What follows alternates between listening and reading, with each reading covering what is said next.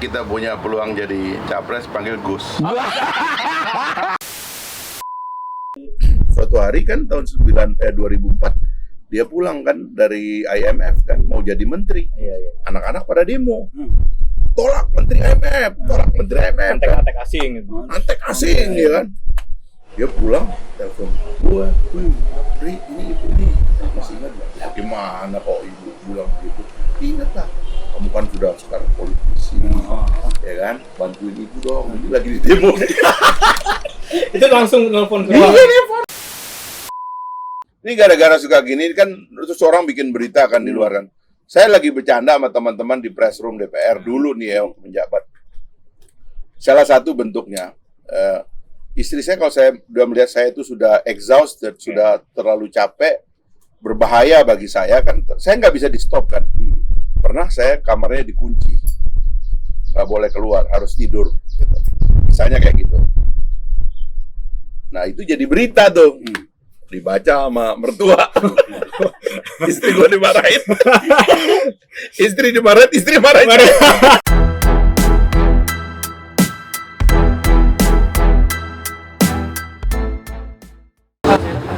Coba lagi.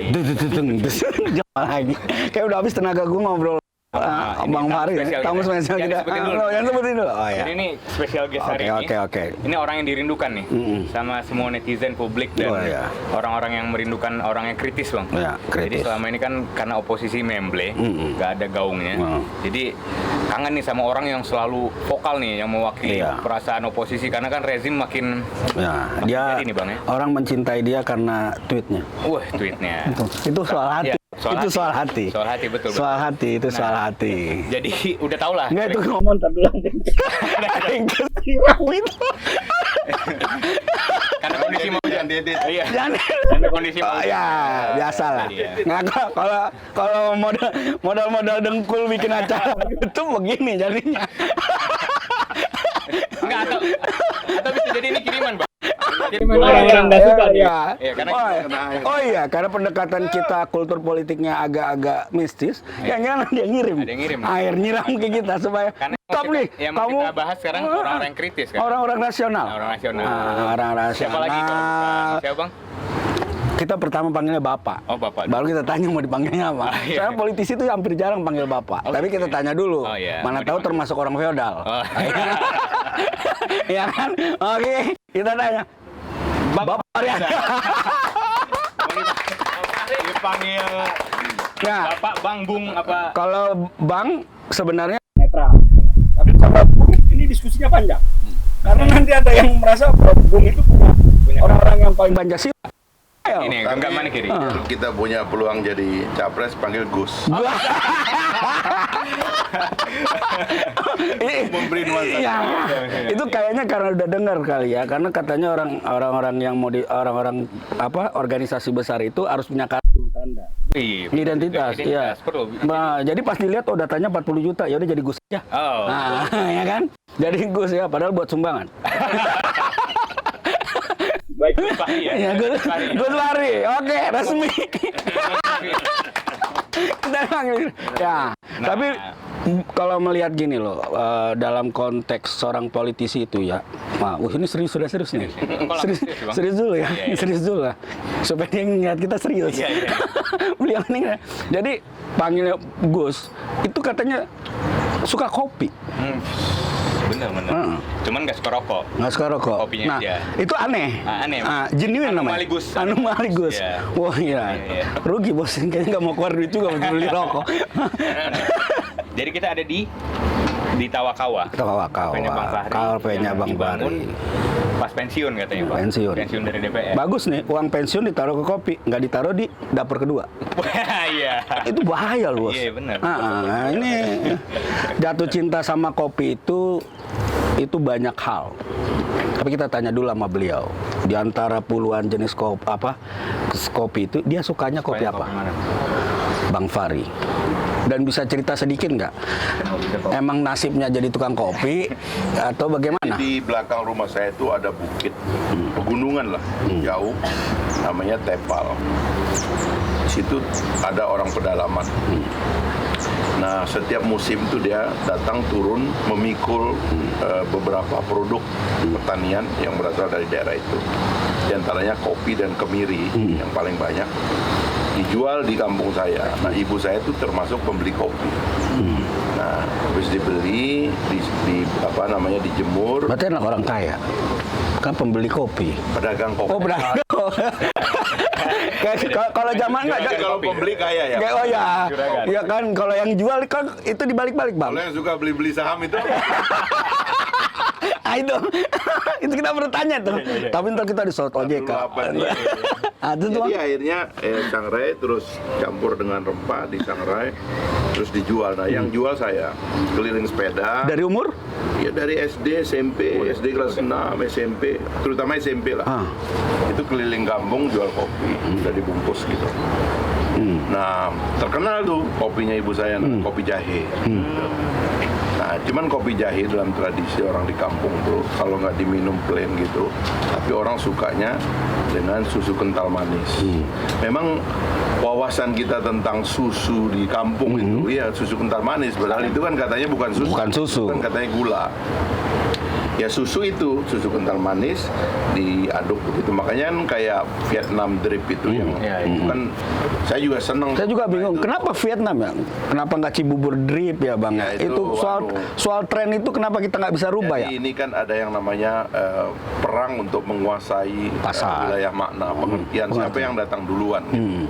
Sama dengan ya penamaan itu, padahal ada di kita ya kan, kayak misalnya Bali itu kan, dia kan pusat pariwisata sehingga dia tuh banyak sekali menikmati brand kopi Bali, kacang Bali, macam-macam itu, Bangkok gitu, karena dianggap ada riset pertanian, semua ayam Bangkok, durian Bangkok semua. Padahal yang misalnya bisa jadi di Tegal itu. Saya juga sedang mulai sebenarnya dengan memproduksi kopi dari Sumbawa ini, karena saya ingin juga ngasih brand ke daerah itu, karena dia itu cuman dulu satu wilayah dengan Bali yang disebut dengan Sunda Kecil, tapi yang mendapatkan manfaat besar dari promosi pariwisata itu Bali.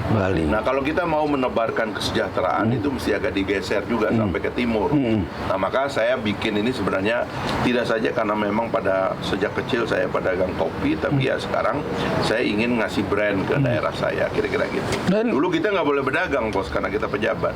Oh, sekarang boleh dong. Sekarang boleh dong. Habis jadi pedagang jadi pejabat lagi? Ya, boleh nggak? Boleh juga kan modal sendiri. Betul. Ya kan? Tapi saya pengen jabatan yang dipilih rakyat. Oh iya. Nanti 2024 jangan jawabannya. dikasih hadiah. Jadi iya. Benar, itu bahaya, bangga itu hadiah itu bahaya. Gratifikasi nanti, gratifikasi jabatan. Itu ceritanya saya dengan kopi begitu. Maka saya serius sekarang udah kita counter yang ketiga. Kita lagi kembangkan terus sistem franchise-nya. Karena dengan satu unit seperti ini mungkin kalau di daerah Jawa ya, Jakarta dengan uang 100 juta orang langsung mulai bisa jualan. Tinggal kita hitung kan penyicilannya dan sebagainya gitu. Apa yang disuka, Bang? Espresso, macchiato atau Tapi orang kampung tuh kopi tubruk.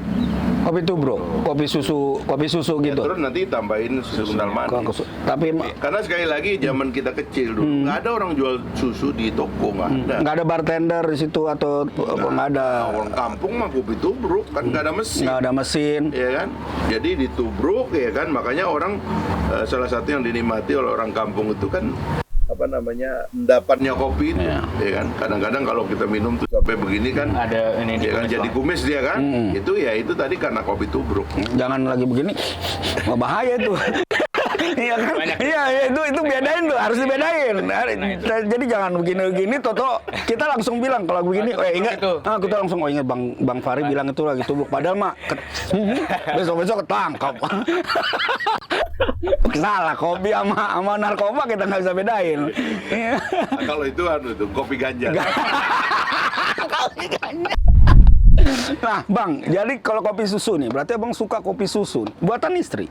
Atau istri bisa buat? Atau Abang memang maksudnya sekarang ini Abang suka kopi susu, istri yang buat atau bagaimana? Atau racikan sendiri. Karena kita itu pada dasarnya menikmati semua jenis kopi. Tapi memang hidup saya itu atau saya itu didominasi oleh karakter rasa ingin tahu yang tinggi.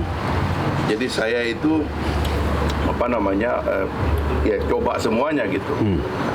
Ya apa yang tersedia, kadang-kadang kan kita di rumah itu nggak harus selalu tersedia. Makanya kita mesti siap dengan apa yang tersedia aja. Cuman sekarang saya prioritaskan kopi yang nggak ada gulanya tentunya. Karena itu untuk kesehatan aja kan. Karena kalau sampai rumah udah ada gula bang kan, istri ya kan. Istri gula. Setidaknya sesuatu yang pahit di luar dalam politik pulang kita bisa lihat sesuatu yang agak menenangkan bang. Karena gula itu menenangkan. Kasihan para jomblo kalau. Nah ngomong-ngomong istri. Oh udah bang, udah ada. Nambah. Udah ada dua-duanya. Nah ngomong-ngomong soal istri bang, berangkat. Nih, Bang Fahri. Kita kan berangkat dari abang dari hasil susu kambing ya bang, hasil susu kambing loh ini. Jadi jangan salah, ini hasil susu kambing datang ke Jakarta. Seperti ini hasilnya. Ya kan orang masyarakat udah tahu dia tokoh politik, dia sangat kritis. Saya pernah dengar dari salah satu petinggi media lah. Bang Fahri itu salah satu orang yang paling pintar katanya. Dibanding koleganya yang juga kritis. Kalau adu kecerdasan. Ya kan itu diakuin katanya. Saya berarti mulai besok minum susu kambing. Nah, itu rahasianya. Tapi jangan kambing lewat terus. Tapi enggak, kalau susu kambing tuh memang kita ngambilnya kan gini, kalau di kampung itu kita kan rata-rata melihara ayam dan kambing. Karena itu sumber protein kita kan. Dan itu cocok dengan kita, karakternya rumah panggung. Di kampung saya itu sampai saya keluar dari kampung itu hampir semua orang itu punya rumah panggung. Dan di rumah panggung itu di bawahnya dia taruh kambing. Jadi kita tidur dengan bau kambing, bau ayam tuh biasa. Karena itu sumber protein kita. Nah, kambing itu juga sumber susu kita. Karena itu yang gampang diperas kan, karena kecil kan. Kalau sapi, kerbau biasanya di sawah gitu. Ya, kalau yang punya kendaraan, ya biasanya dia taruh kuda. Cuman kuda kan susah diperas sama kita. Kan. Bisa ditendang. Tendang mati gitu. Nah, kambing itu yang available gitu loh. Jadi kalau kita punya beberapa kambing, kemudian ada yang lagi habis melahirkan atau apa itu kita ambil, nah langsung tuh ya kan, ambil susu terus dimasak.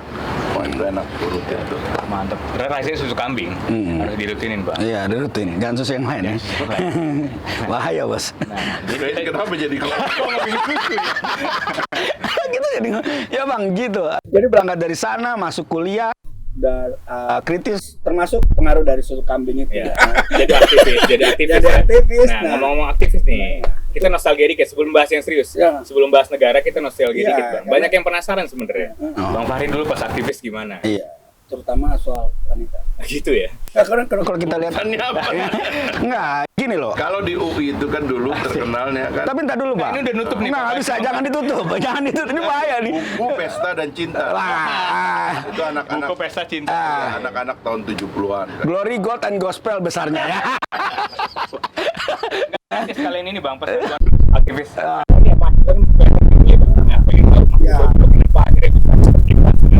Jadi dia bisa kuat nih. Abang yang kritis itu ya, supportnya kan bukan dari sistem yang ada juga, tapi dari perasaan. Ya kan, ada dukungan, moralitas segala macam. Dan kalau zaman dulu bukan zaman dulu sih, kayak kan orang dulu juga ya. Zaman orang jadi aktivis tuh perempuan-perempuan tuh ngelihat ini alien, satu yang sangat keren. Nah, itu apakah Abang merasakan itu? Abang merasa sok ganteng nggak sih dulu? Tinggi berapa dulu, Bang? Enggak, sekarang tinggi dulu, muda tinggi berapa? Kita lihat tinggi. Kalau pakai sepatu 170. Iya, Dia tuh ya kan. Dan dulu masih kurus kalau foto-fotonya. Di atas Metro Mini udah semua kan. Di atas mimbar. Di atas mimbar. Iya. Enggak dong, kalau mimbar itu apa ya, di dalam kampus internal, Bos. Nggak terlalu keren. Tapi ketika sudah di lapangan dari berbagai macam elemen, itu tatapan wajahnya itu bukan dari satu jenis wanita di kampus, berbagai. Iya, itu. Apakah itu jadi daya sepanjang Abang jadi aktivis? Terpikir nggak bahwa dari sisi Abang yang paling kecil, begini gue tuh dikagumi juga loh.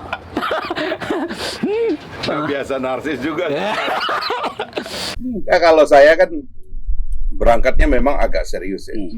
Dari membaca buku, kemudian sejak masuk kampus itu saya memang memilih menjadi aktivis. Jadi ada cerita begitu saya masuk ke Fakultas Ekonomi UI tahun 92, Sri Mulyani baru pulang dari Illinois dapat gelar doktor gitu. Nah, dia kan harus mengajar tahun itu. Murid bimbingan akademik pertamanya saya. Ada berempat lah yang bernama F gitu. Faisal, Fahri, Filza, ada satu lagi. Kalau nggak salah ini Sakti dia Erfan karena EF kan. Jadi 92 sampai saya 92 100. Nomor saya 92 100. Jadi begitu dia pulang dia langsung. Nah, kita kan konsultasi IRS untuk mata kuliah yang kita ambil kan. SKS Ya, SKS dan sebagainya. Jadi setiap gua konsultasi sama Sri Mulyani dia ngomelin saya gitu. Oh, berarti itu langsung hadap-hadapan. Ya, memang saya tuh bimbingan akademik pertamanya pulang dari Amerika. Sampai sekarang masih begitu. Ya, saya dekat sampai beliau sampai sekarang. Ya, artinya Tapi nggak dibimbing kan? hubungannya Nah, maksudnya abang tetap diajarin gitu. sekarang lawan. Ya kan? Karena dia eksekutif, kita legislatif dulu kan. Nanti ada benturannya. Gua bisa cerita panjang soal Sri Mulyani lah ya. Jadi udah setiap saya konsultasi dimarahin karena ada laporan saya jarang masuk kelas, ya kan, nilai jadi pas-pasan gitu kan. Lulus sih lulus, cuman kan kedengarannya saya itu suka di luar kampus, suka diskusi sana sini, tapi nggak tekun gitu. Karena memang itu niat saya. Saya masuk Jakarta itu saya nggak mau cuma ngelihat kampus, saya mau lihat orang, saya mau ketemu Gus Dur, saya mau ketemu Nurholis Majid, saya mau ketemu tokoh-tokoh besar, MH, gue jemput orang-orang tuh, Amin Rais segala macam.Itulah sejarah pergaulan saya. Nah, jadi Tapi ceweknya nggak ada dari tadi, Bang. bentar dulu ini. Habis dimarahin begitu, suatu hari kan tahun 2004 dia pulang kan dari IMF kan mau jadi menteri. Anak-anak pada demo. Tolak menteri IMF, tolak menteri IMF. Antek-antek asing gitu. Antek asing ya kan. Dia pulang, telepon gua, Ri, ini ibu nih, masih ingat nggak? Ya gimana kok ibu bilang begitu? Ingat lah, kamu kan sudah sekarang politisi, ya kan? Bantuin ibu dong, ini lagi di demo. Itu langsung nelfon Iya, dia Abang saya. minta bantu redam atau bantu apa, Bang? Ya nggak tahu lah ya, tapi kan bantuin ibu. Ya saya bantu dong, saya bilang gitu. Nanti saya hubungi teman-teman yang kira-kira. Terus sudah selesai kan, dia oleh Pak SBY dimasukin Bappenas dulu, habis itu jadi Menteri Keuangan. Nah, terus Menteri Keuangan kan saya ke ruangannya lagi. Dia bilang gini, iya Ria, dulu kan saya suka marahin kamu. Pengakuan Iya, suka. Kalau demo lah segala macam. Ngaku dosa dia. Dia bilang, iya Bu. Saya bilang, coba kalau saya dulu tekun belajar, nggak bisa nolong ibu. Oh iya. itu Iya, yang iya, iya. Tapi nilai bagus, Bang. Ya, begitulah. Ada aktivis. aktivis benar. Aktivis kan, ada aktivis yang penting lulus. Bos. Enggak, takutnya kan gini, biasa ada yang kayak gitu, ngomong sama dosen-dosen. Gue udah mempraktekkan ilmu politik, ya kan? Nilai gue bagus dong. Kan ilmu yang wajarin ilmu beginian nih, ilmu ekonomi lagi. Gue langsung prakteknya loh. Sementara murid yang di dalam kan baru belajar gitu. Ya, nah, cuma memang benar sih kritik beliau itu karena saya terlalu banyak di luar. Tapi memang niatnya itu. Saya masuk Jakarta itu kan sayang Jakarta ini sama orang-orang yang hebat gitu. Makanya saya kan lahir dari tradisi, misalnya tradisi kampus, tradisi masjid kampus misalnya. Memang ketemu dengan orang-orang hebat itu, Pak Nasir, Pak Rashidi, ya kan, tokoh-tokoh dewan dakwah itu saya ketemu semua. Nah, jadi keseriusan itu mungkin menciptakan orientasi saya dalam tadi yang ditanyain itu. Cewek gimana kan gitu, ya itu ceweknya cewek soleh, bos. Subhanallah. Iya kan. Jadi gimana Cewek boleh nggak? kampus, Boleh nggak dikasih tahu di awal? akhi ukti, Akhi ukti, ya kan? Iya. Itu awalnya ketemunya gimana atau memang? Ketemu sama siapa? Sama istri. Sama. Ya, gua serius bos, kamar langsung. Langsung ada pacaran. Ada. Ini Ada. Ini emang. Jadi dilamar di awal puasa, dinikahkan di bulan Syawal. Masya Allah. Begitu dong. Itu serius. baru aktivis Tanggung sejati. jawab. Jangan lama pacaran. Ini. Berarti udah CV-nya udah dibaca. Jangan ghosting. Ini penting tuh. Ini aktivis sekarang Bang, udahlah memble, demo, malah ghosting Aduh. Cemen. banget. Jadi Kalau kita serius. Betul, itu. Tapi pernah nggak ada yang naksir abang Saya nanya dong, pernah nggak ada yang naksir abang karena kapasitas abang di sebelumnya naksir? Karena gue suka sama lu, Fahri, karena lu tuh suatu yang gue jarang lihat gitu. Gini loh, kita tuh nggak boleh salah tingkah karena dikagumi orang. Sedap. Ini quote-nya quote-nya nih kita. viral. Tidak boleh salah tingkah. Nah, saya ada saya membacakan sejarah Nabi. Nabi itu kalau dikritik orang, bahkan dihina orang, itu kesabarannya luar biasa. Jadi sempat ada orang yang suka buang dia, lempar dia kotoran segala macam. Dia nggak peduli tuh, dia nggak marah. Tapi kalau ada orang muji dia, itu dilempar pakai pakai pasir. Gitu. Jadi memang kita ini sebagai manusia, sebagai orang dewasa itu tidak boleh gampang. Orang Batak bilang tuh Bang Panda dulu bilang tuh, kalau ada politisi yang salah tingkah, itu terkejut badan itu. Terkejut badan. Nggak boleh gampang kita terkejut badan. Jangan terlalu peduli dengan apa kata orang. Yang penting itu kan apa yang kita pikirkan, apa yang kita pegang dan laksanakan, itu yang penting. Karena kalau kita gampang salah tingkah, bos, repot juga kita. Ya.